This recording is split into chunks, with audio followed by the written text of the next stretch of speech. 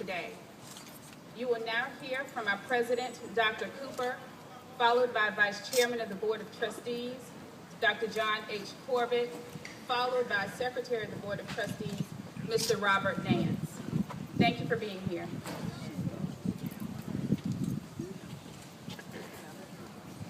Good morning. Good morning. I have a letter that I'd like to read, dated March 2nd, 2012. It's addressed to Dr. John Corbett, Vice Chair, Board of Trustees, South Carolina State University, 300 College Street, Northeast, Orangeburg, South Carolina. Dear Dr. Corbett, I'm pleased to have been associated with South Carolina State University as president for the last 4 years. I've enjoyed my time with the board, faculty, staff, alumni, and more importantly, the students of South Carolina State University. I wish to say thank you to the City of Orangeburg for its partnership with South Carolina State University and me. In the last 3 months, this university has been challenged with many issues beyond my control. I certainly appreciate the cooperative spirit that the board has shown regarding my administration. But after much deliberation, I have decided to tender my resignation as president of South Carolina State University, effective March 30th, 2012. My reason for resigning is to be able to devote time to my family and other career interests. I wish to thank my wife, Diane, the First Lady of the University, and my family for their support and prayers for South Carolina State University and me. I recognize the collective need to move forward, which I believe is productive, and accept a severance compensation package in the amount of $268,000 payable from non-state funds as of March 30th, 2012. I agreed to enter into a standard mutual legal release. Please note that my departure is voluntary, not forced, as I believe the steps I've taken in the last 90 days will allow the board to continue to restore integrity, trust, and academic excellence to this fine university. I thereby ask that you acknowledge consensus of my voluntary resignation by affixing your signature to this letter. In the next 30 days as president, I will continue to work with the board in identifying and clearing of any programmatic and fiscal issues which need to be addressed at South Carolina State University. I have signed this, and it's been signed appropriately by the Board of Trustees. Thank you.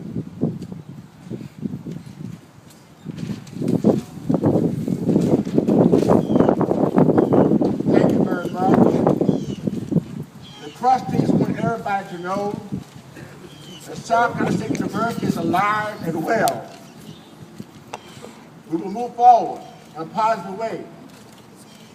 We have a great faculty, wonderful staff, and over 4,000 students. And we're moving forward.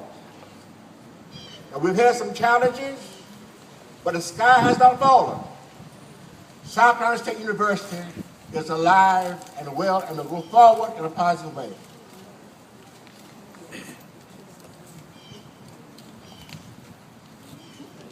Thank you, Dr. Corbett.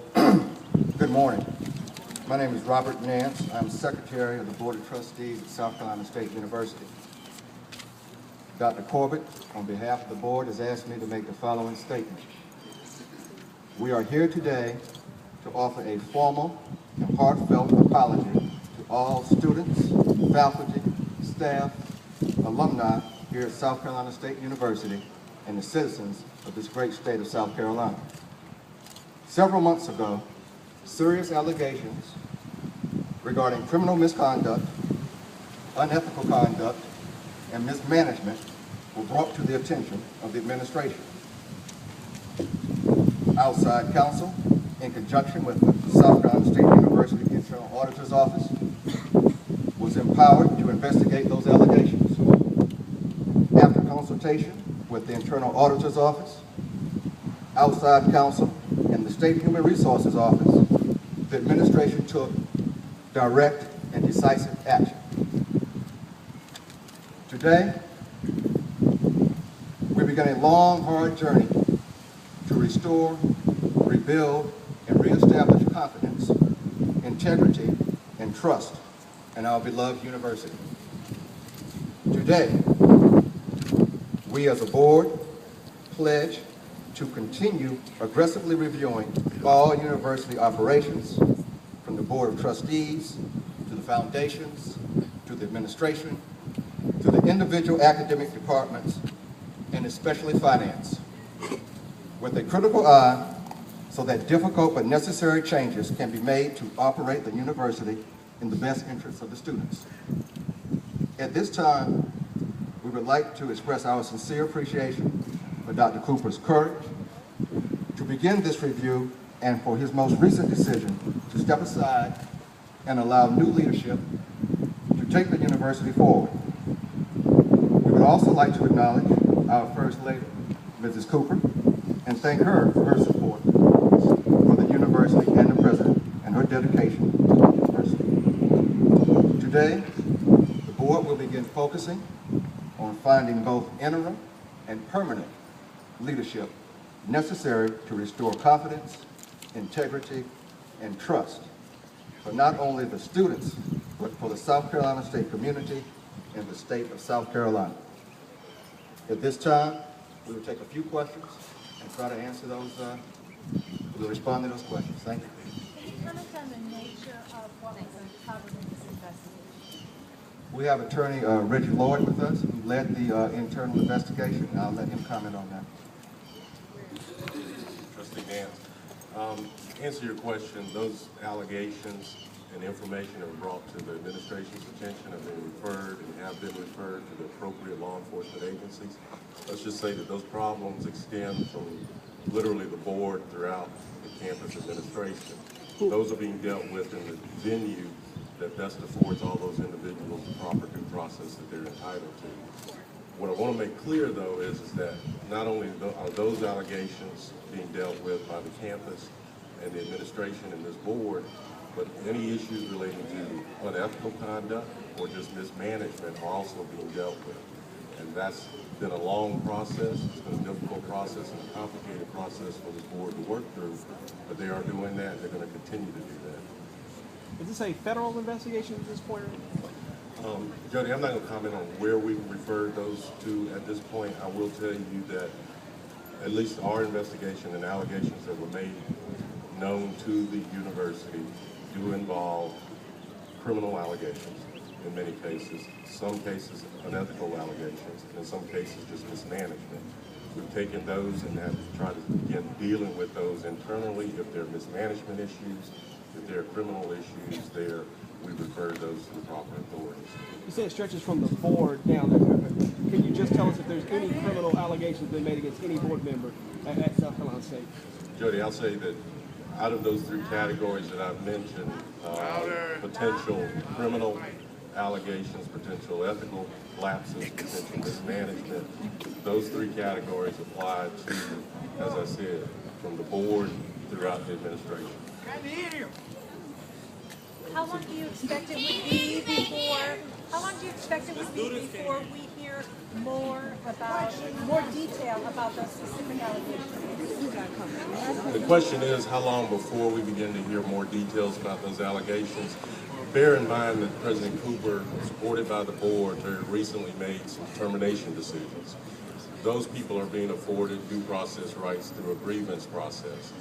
We need to get through those to protect their privacy and their interests and their due process rights before we can begin to comment specifically on those kinds of individuals or those specific instances of allegations.